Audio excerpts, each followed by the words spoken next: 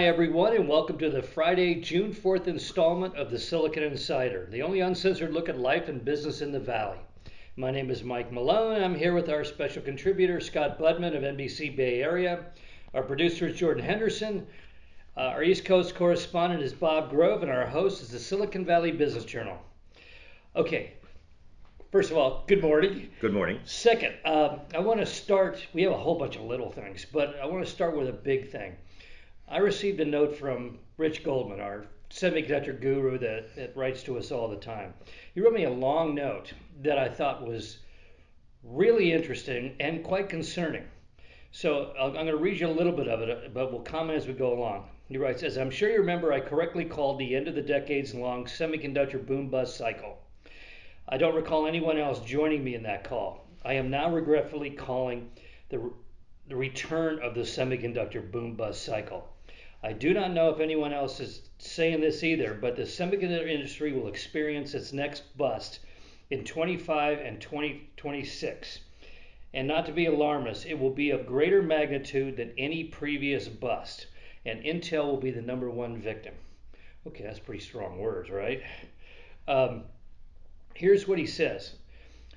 He said, what caused the boom-bust cycle all these 50 years in the past? He said it was underinvestment in times of bust led to undercapacity, and then a boom which followed it, which leads to overinvestment and excess capacity, which leads to a bust. And that's that vicious cycle the Valley got in. It was always in a reactive mode. He says it's exacerbated by the fact that semiconductor demand never abates. It just keeps growing and growing. So they just don't time it right. Well, here's what's happened. He says the rise of foundries ended that boom-bust cycle because it could now absorb. It had enough capacity. It could handle these explosions of demand, but were still big enough. When it tapered off a little bit, they could handle it. They weren't getting killed in the process. And so TSMC and a few others handled that very well over the years. But he says the problem now is that we have this great shortage going on. And he says the current semiconductor shortage is bad for many industries like automobiles, but could be ruinous for the semiconductor industry. While in the short term, average selling prices and profits increase for the industry, the shortages have alarmed countries around the globe who have come to mistaken conclusion they must produce their own semiconductors to secure their own supply. So we have countries all over the world. We got China saying we're going to spend $1 trillion. We have Korea, South Korea building fabs. We have the U.S. We have the federal government throwing in not very much, kind of piddling, but Europe is throwing, and the EU is throwing a bunch of money at it. So we have TSMC announcing $100 billion investment over the next 3 years. Intel $20 billion investment. Samsung continuing to invest. Biden's new budget, $150 million for semiconductors. And the EU plans to invest $100 billion, all of them within the next 3 to 5 years. What that's going to do is, and we're going to see other countries, individual countries starting to do this too. We're going to suddenly have a massive overcapacity in chips. And that's going to have two effects. The positive one is chips are going to be cheaper than ever. But the bad news is we're going to have so much overcapacity that it may take 10 years to absorb it all. Well, countries doing this, they can handle that loss. But individual companies like Intel, how are they going to handle that overinvestment, that overcapitalization of their fabs? Endure that for 3 to 5, maybe even 10 years till it all gets caught up. And he says that's what's going to happen. We're going to have an absolute bust. When all these things come online, we're going to have an absolute bust in the semiconductor industry. And the weakest of them are going to have trouble surviving. And the weakest of them right now is Intel. I mean, there's some logic to that, obviously, because Yeah. you look at what's going on now. All these companies and countries were caught flat-footed, and now there's a shortage. So how do they respond to a shortage? You know, you mentioned countries. even individual companies are now talking about, hey, we've got to build our own chips to Yeah. catch up. So there, yeah, that makes sense that there would be a lot of chips being made over the next decade. But again, these companies were caught off guard by the shortage. So we don't really know. Can we trust them to catch up and come up with a good number, or are they going to make too much? Or 10 years from now, when every car is autonomous or whatever, are they still going to be short? I don't know that we can trust the companies because they were so far off their current targets on Right. where we And would. they've always been off. That's Right. that's part of the game of this town. The whole boom bust cycle I've seen since what 68, 72 from my childhood. It's always been that. They never get it right because it's hard to anticipate something that's, where you have new markets suddenly appearing. You've got to meet that demand. So Rich's conclusion is, in this new environment, the U.S. is investing way too little to remain a strong player, and Intel's investment of $20 billion simply looks puny. Given all the other issues Intel faces in this new environment, Intel cannot hope to remain a major semiconductor manufacturing player. Their best hope, and the U.S.'s, is to build on their strength in design.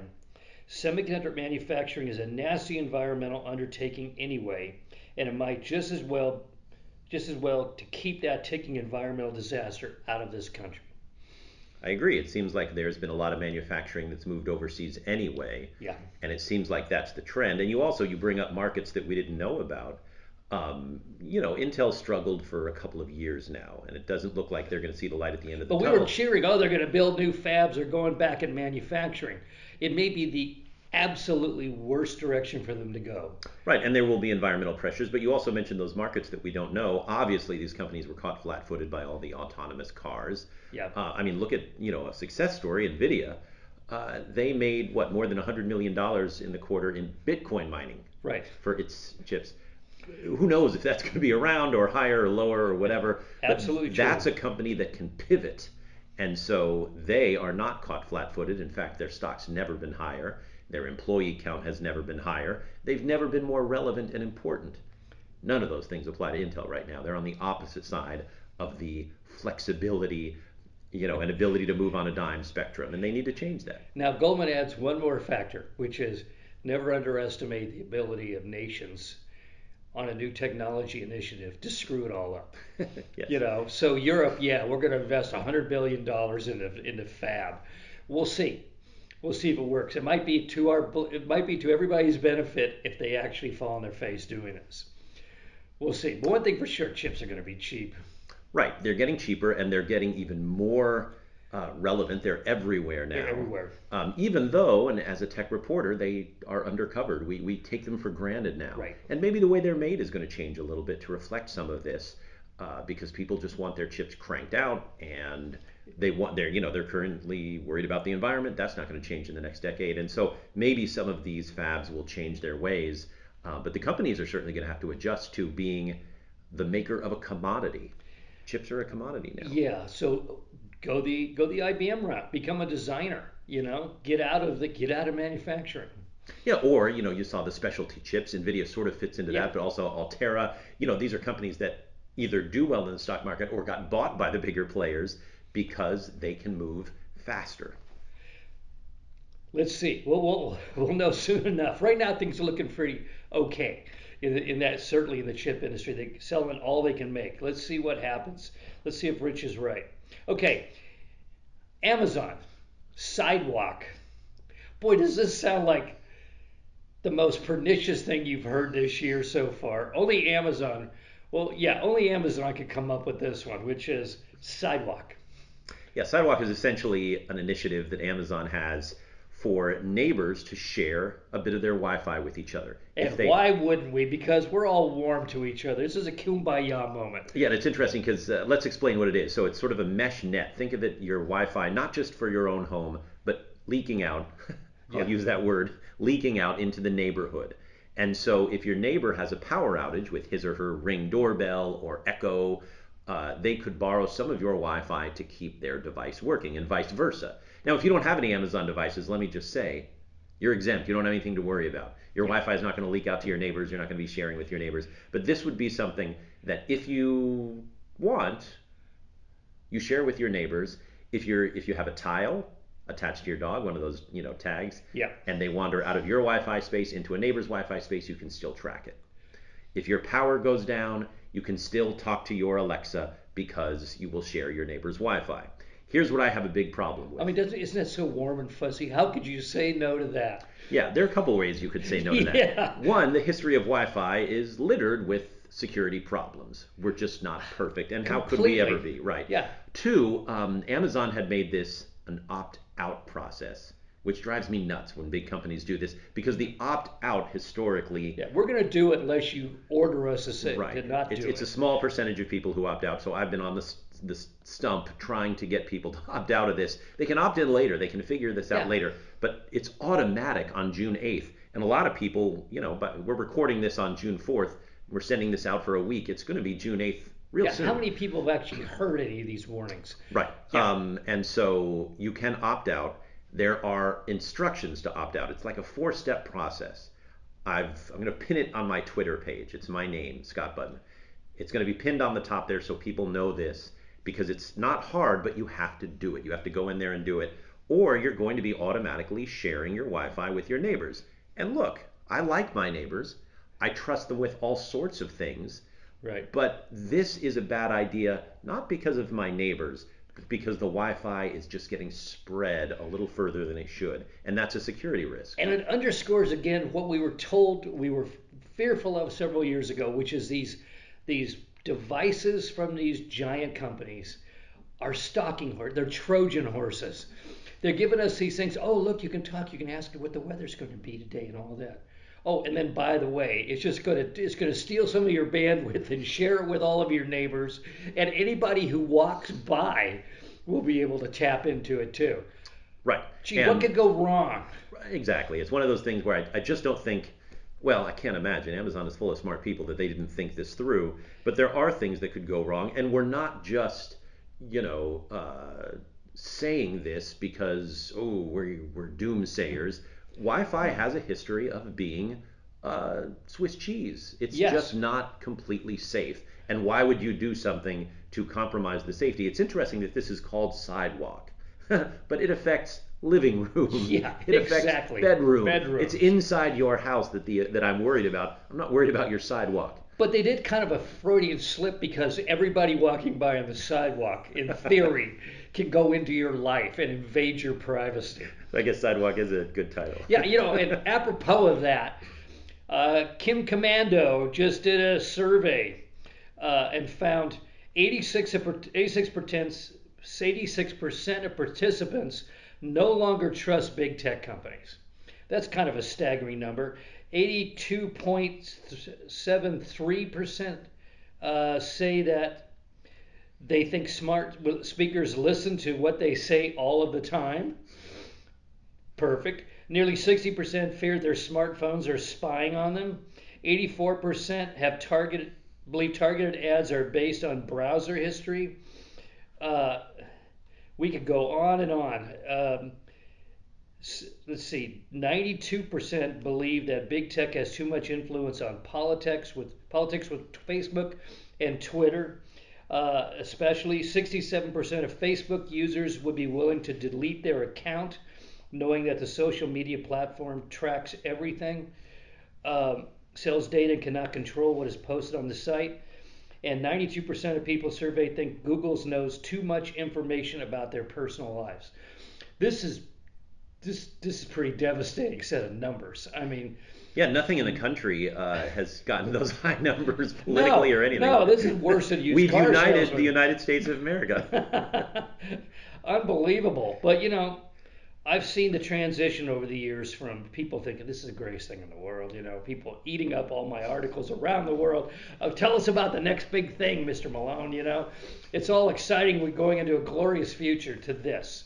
Hey, maybe Mark Zuckerberg should run for president. He's figured out how to bring everybody together. He has. And, you know, this is kind of breathtaking. Can you maintain these kinds of numbers and still enjoy the trust of the world? No, I don't think you are enjoying the trust of the world, and those numbers show it. But we knew before those numbers came out. That is the problem of big tech. And it shows also a lesson that we should be teaching our children about, say, stock market investment. Profits are one thing and trust is a completely Yes. different thing. Because people will say, "Wow, Facebook is doing so well. Oh, look at that." Well, yes, because it makes money, and here's how. It makes money by doing things that people don't trust. And I don't know how long that can last, but the fact is, these are the new sort of targets for political hate. And they are hated by both sides of the aisle. It's almost impressive how both sides have come out against these social networks when they can't agree even on, Right. They have a healthcare. common enemy now. I Right, mean, right. but they can't talk too loud because they're getting large checks from those companies too. You know. I mean, if you are Menlo Park, or if you're San Francisco, or if you're Santa Clara, or in the case of Netflix, if you're Los Gatos, those are the biggest taxpayers that you have. So yeah, you don't want to talk too loud. It's a fine line and a big problem for society right now. Yeah, and I would mark the turn to when tech got into consumer. Before that, when it was commercial, it was industrial. There were feedback loops. Companies say, "Oh, I'm not going to buy this," that sort of thing. Now it's so pervasive, and it's so controlling, manipulative that once they went down that road, there's no going back. And someday somebody's going to tell the history of who made those key decisions that got us into this predicament right now. I mean, we are roundly hated around the world, actively hated, which is stunning. In one lifetime, I've seen from great love and optimism. This is the mankind's next great hope. To this is the most evil, satanic thing that has ever been created. I Well, mean, because it's people, breathtaking. right, and yet at the same time, all over the world, people love their smartphones. Yep. They have built their lives around social networks, and they're, driving the cars. I mean, And I it's, went outside the other night and watched Skynet go over. That oh, yeah. it looks like a string of pearls of stars crossing the sky, and I'm standing there with a guy who developed some of the specialty chips for those satellites out there in the street, and it was like the 23rd century. It was like Buck Rogers. I mean, I was seeing what we'd all been predicting, and here it was, these line of stars crossing the sky in formation. And that's what's tracking you on Sidewalk And right now, that's what's stuck me on Sidewalk. Uh, to bring it full circle. anyway, speaking of privacy, hacking. We're talking about local hacking, your own house being hacked. We're also seeing really systematic mass attacks on the world's largest meat packer. We had that oil pipeline in the Midwest Mhm. go down. Uh, what's going on? I think this is the biggest story of the year, not just the week, but we have seen the systematic targeting of infrastructure for hacks. And that's something we always feared. Right. And we read books for years and years. I'm thinking of Nicole Perlroth of the New York Times. This is How They Tell Me the World Ends, is I think the title of her book. And it starts very chillingly where she's in Russia talking about the hack on Ukraine. And it was done very systematically on infrastructure. And now, within just a couple of years of that book, she's right, and our infrastructure is under attack. And this is what we always worried about: our power plants, our meat packers. I mean, the price Yes. of meat's going up specifically because of that. People in the Midwest and the East didn't have heat, gas for a long time. This is how the war happens, Yeah. right? How did we take down um, uh, when we attacked Iraq, when we went after Baghdad? What did we do first? We took down the infrastructure. This is That's the right. prelude to something. And I actually felt relieved when the hackers went after the oil pipeline because all they wanted was money. Right. Oh, okay. Well, it's just blackmail. They're just stick up artists. That's okay. When you take down the meat packing industry, and there's no obvious reason why you did that except to just stall a corner of the economy. Maybe it's animal liberation front or something. Who Could knows? be, sure. But it could also be a foreign power saying, how do we paralyze this country in preparation for something? Right, and you use the word paralyzed, and that's the thing. We don't know why, and we don't know who, and you have all these theories, but the fact is, it can be done, Yes. and that should strike fear into the hearts of everybody because we don't know what's next, and we don't know who will be affected, and we don't know how broad it will be. Every hack, whether it's a denial of service attack on a company, or a hack on our credit cards. Every hack at the end of it, when we get out of it, people realize, wow, this could have been 10 times worse. Yes. But they were only going for whatever they were going for, or they were trying to send a message. But every hack could be worse. And so you wonder, you shut down the biggest example of an industry of food we eat or how we get our heat, and then you sort of extrapolate that to, ooh, what if that was 10 times worse? Yeah. And that's what's at stake here. Clearly, our infrastructure is vulnerable. We knew that. And Right. I think when we hear, the Biden administration talking about, hey, the need for cybersecurity, and we've heard it from the last few presidents, it's a big, big need when it comes to our safety and our security. And it's not just our data, but it's literally the food we buy and how we heat our homes and gas up our cars. Yeah, and I'm not that worried about criminals. I'm worried about nations doing this, and we're getting a lot of clues. This is coming. It's coming out of Russia. It's coming out of China, and where else? And who have our worst interests at heart? Right, and that's the way to really stick it to people on a large scale without going in conventional war, without that. Right. You don't have to. You don't have to put troops on the ground. You can just freeze up a country. Okay. Meme stocks are back. Another week. Another week of meme stocks. And I think this is why people aren't paying attention to the dangers of hacking. Yeah, because they're putting money or losing money in AMC, Bed Bath and Beyond. I mean, it's a weird combination of companies. I know. BlackBerry, And I admit GameStop. this stuff is fun, but right, it's almost getting a little random now. Yeah, It's the Reddit guys again, and it is one way to bring forgotten companies back in the news. When was the last time yeah. you thought about BlackBerry? It's been a long time. Yeah. And AMC is a perfect example. This is a company that, because of the pandemic, has all but wiped off the Yeah. earth, and their stock has gone up something like 1,500%. It doubled in the last week, and then fell back, and then came back again. And it's just these whipsaw motions that make them, catnip for news people. But at the same time, I can't imagine How investing weird for would this. it be to work for one of these companies? You Right. know, they're sort of forgotten. You're in this, so you're kind of like a snail darter in that little diminishing pond. You come to work every day. Everyone goes, oh, is that company still exists? And then all of a sudden, this is going on out there. You're just trying to get popcorn into the AMC theater in Mountain View, and all of a sudden your stock has gone up 1,000%, and you're rich. It's Well, gotta be you might be crazy. rich if you're the popcorn guy. Here's the thing: you're probably not. Those Reddit traders are saying, "Hey, we're going to stick it to the man." Yeah, But wait a minute, who has all the shares of AMC stock? the man. The man. So Yeah. the corporate side is getting rich. The people who make the popcorn are just saying, "Whoa, ride this Whoa. out and hopefully don't fire me Yeah. when the stock price plummets again."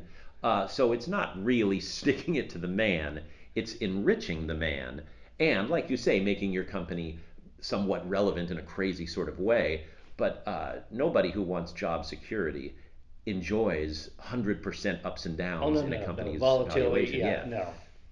Unless you got a little bit of stock If you when you joined the do, company right. 28 years ago when it was actually viable, and you're holding that stock and now it's gone through the roof. Liquidate right now. Right. Sell, sell, sell, You held sell. it through a year of closing down everything. You said, I'm going to hold because this Yeah. could be the time. Because I'm a loyal Who employee. knew? Yeah, goodness.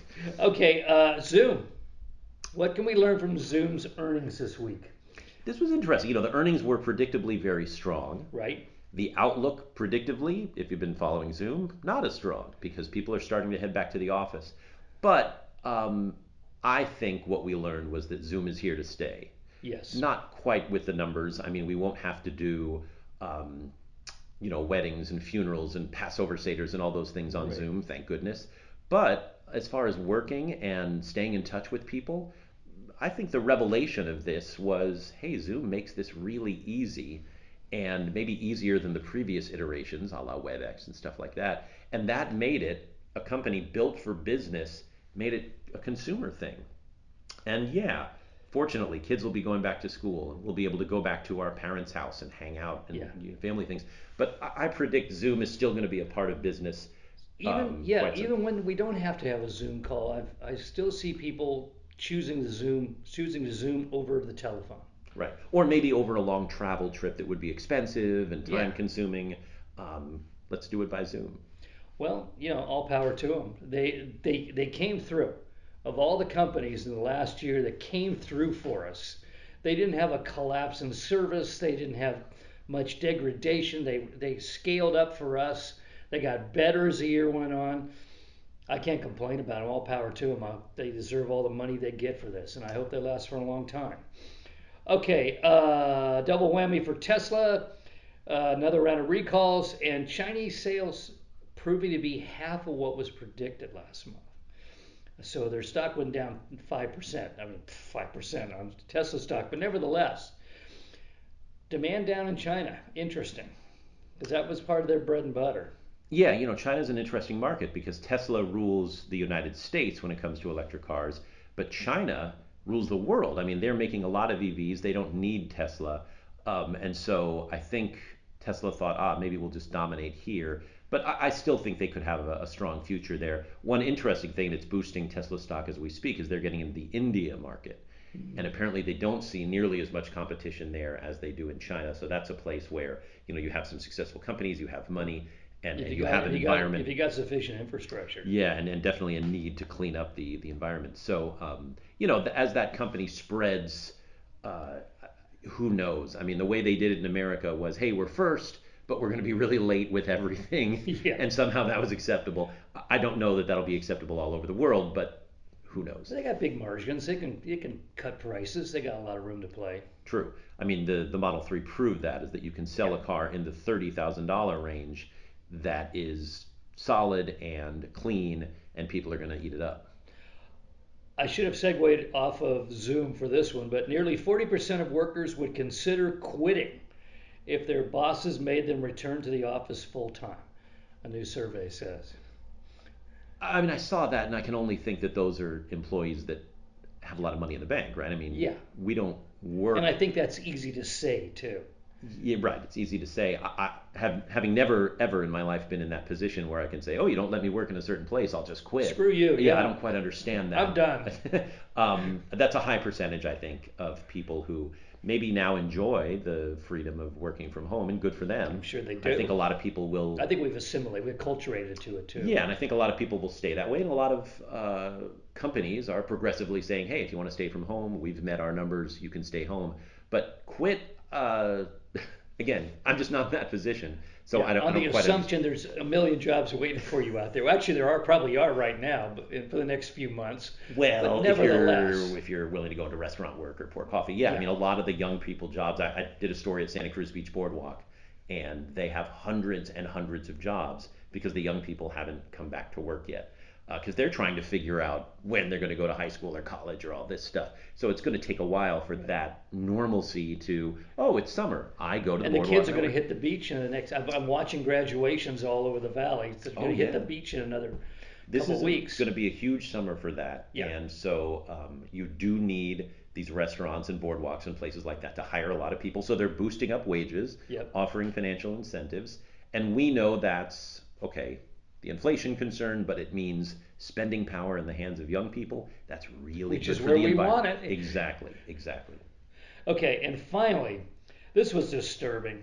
Google removes its head of diversity after it was discovered he posted some anti-Semitic. It was a blog post in 2007, and Bob Grove wrote to me and said, "But note they didn't fire him; they transferred him. Is this because he's in a protected minority as well, or is it because we're getting tired of cancel culture, or what?" He got moved over to the STEM operation, and normally when you saw that kind of thing emerging, the person gets fired. They disappear. They become non-persons for a while and reemerge later on somewhere else. Or is it because anti-Semitism is becoming more acceptable in American life? I don't know. I mean, I saw this story, and it's Google, which has shown that it doesn't mind getting rid of people of any background. Yeah, rigid very about it. controversially, I may add. And so I don't quite know. This may play out over some time. Companies that don't act quickly one way or another tend to be prolonging the story, much to their own chagrin. And Google has had HR problems for a while now. They've Yeah, made but some normally the employees situation like this, the employees rise up and demand something be done. right. And I didn't see that either at Google. No, because you're dealing with a largely liberal, progressive workforce. So I don't know where this goes, but you know, politics and social media are total bedfellows now, and God companies knows. have to deal with this both externally and internally. And I don't have a pithy solution to this. It's going to be, I think, painful for all sides as these things drag out, and awkward for all sides as these things drag out. Yes. Okay, that's it for now, folks. You can find us on the Silicon Valley Business Journal homepage, as well as on Spotify, Anchor, Google Podcasts, and Apple Podcasts, and YouTube. Have a great weekend. We'll see you next week. Bye bye.